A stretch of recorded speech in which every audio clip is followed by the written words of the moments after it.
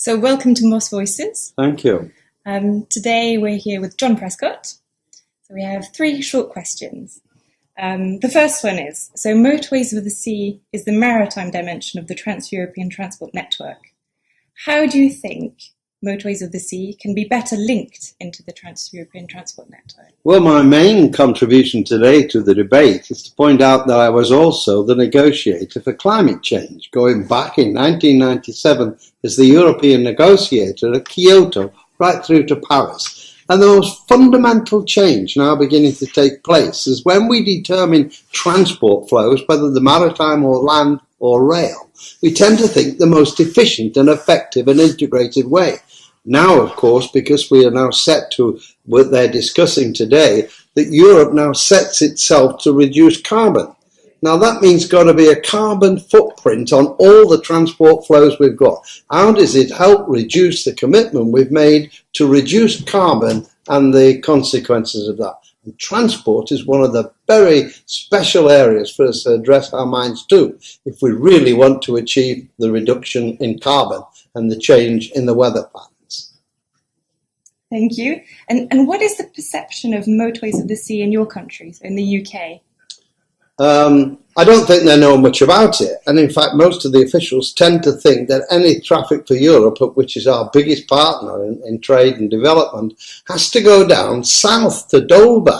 And if you look at where they do, they pick what the industry decided, so goods must come from Scotland right down to the most congested area in Britain. Transport is not only about carbon, it's how you reduce the congestion. So really in Britain we've tended to leave the market to decide it, but now the consequences in congestion and pollution are becoming so great we have to rethink the flows. And that's beginning to happen in Britain.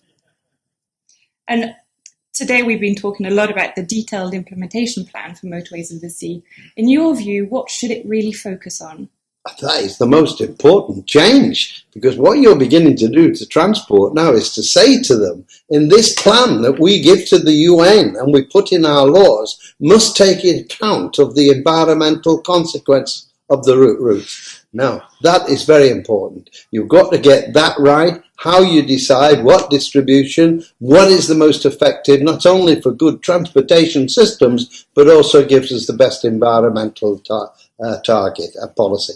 And that is quite revolutionary. Now, instead of saying, what is the cost, what are the profits, the market system, no, we're actually saying now that we used to say years ago, we'll build an underground, it can't pay for its way on the fares, so what we'll do, we'll introduce social costs. That means another aspect of social cost, which is an environmental cost, now must be fed in for the planning of transport. I welcome that, perhaps a little less layer of state aid considerations to more partnership considerations that we've heard today. When you're looking about what fuel should ships use to meet these things, you need to have state involvement in the sense of sharing the cost with the private sector. That's what is going to happen more and more. And I hope for less consideration on the narrow criteria, is it state financing when you're building a different transport system. Okay, thank you very much. Okay.